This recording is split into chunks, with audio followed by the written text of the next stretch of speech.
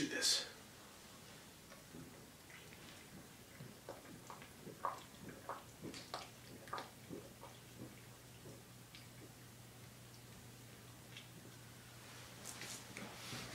Ah!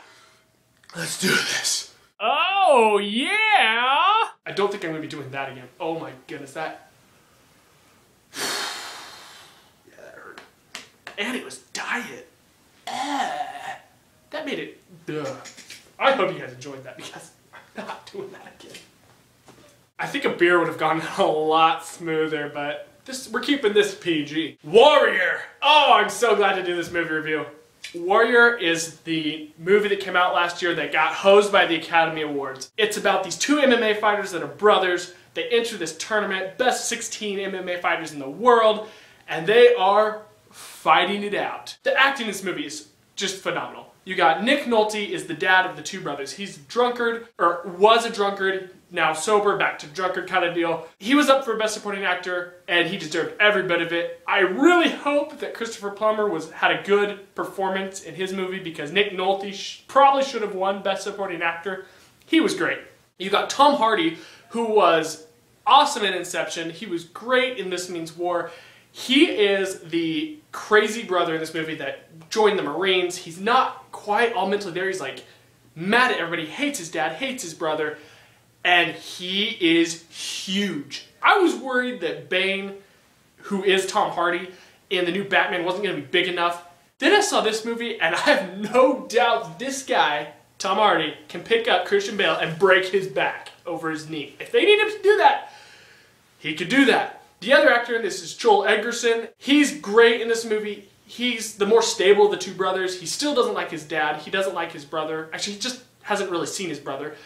He's married. His wife is really good. She's a great actress in this movie. Everybody was good. So you got these two brothers hate each other. They haven't seen each other in 14 years. Tom Hardy left with his mom. She died. He joined the Marines. And he hasn't talked to his dad or his brother in 14 years. He comes back, wants to get trained by his dad, who was his old trainer, to fight in this event. And his dad wants to try and build this relationship again, and Tom Hardy's like, no, we are not building a relationship. You're just my trainer. That's it. So that's pretty much how it goes on. Tom Hardy is so vicious. There's one fight, I mean, I'm not kidding, it takes 2 hits and the guy's down. He just goes, boom, walks out of the thing. Just done. You're just like, ah. So you got these MMA fighters. They're great. These two brothers. The story is phenomenal. The one issue I have with this whole movie, one thing I didn't like, this movie is 2 hours and 20 minutes long, and it should have been a 3-hour movie. It seemed like they could have added a little more fighting, and just, the movie could have been 3 hours long. You would not have thought it was 3 hours long at all, because I thought this movie was an hour and a half, and it was 2.5 hours. So, that was literally my only issue. The director of this movie is the director that did Miracle.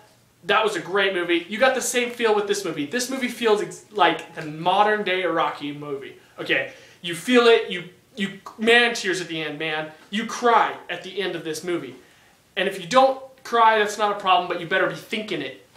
You better think about crying, or you're a heartless cow. The writing of this movie is fantastic.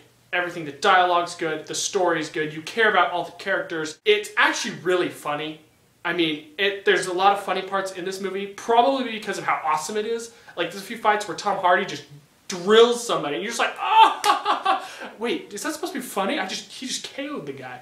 Yeah, that's how awesome it is. The two brothers fight differently. Tom Hardy's character just all out, just like knocks somebody out in 2 seconds. The other brother is not so big, but he's more about holds and chokes, and they're just two different fight styles. By the end of this movie, you didn't know who you wanted to win. The two brothers are just like fighting each other, and you're just like, I don't know who I want to win. I want them both to win.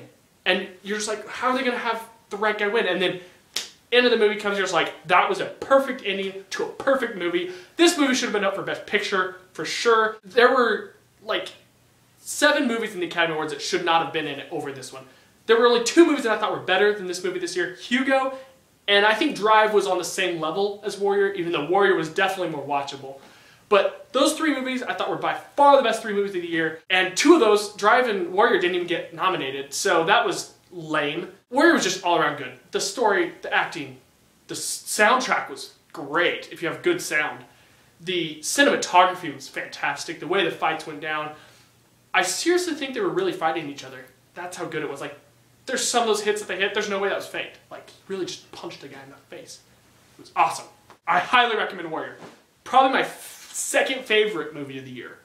Favorite being Hugo. This would be like right there. I give it a 9 out of 10. 9 for quality, 10 for awesomeness, 11 for awesomeness. It was so good. I could watch it over and over and over again. It might be my favorite, in my top 2 favorite sports movies of all time. Like, I don't even know what my top 1 is, but it would be up there. It was best sports movie of the year. How did Moneyball get nominated over this? I thought this was way better than Moneyball. Moneyball was slower, but the story wasn't even as good. You didn't care at the end of the movie what happened in Moneyball. At least I didn't. Because I knew what was going to happen. You don't know what's going to happen in this movie at all. I mean, you can kind of guess what's going to happen, but you really don't know. It should have taken Moneyball's spot, I think, for Best Picture nominee. I'm really looking forward to Batman now with Tom Hardy as Bane. It's going to be awesome. Still, 9 out of 10 is almost as good as you can get. Loved it. Watch it. What's your favorite sports movie of all time? Let me know in the comments below. Please subscribe as normal. And until next time, peace.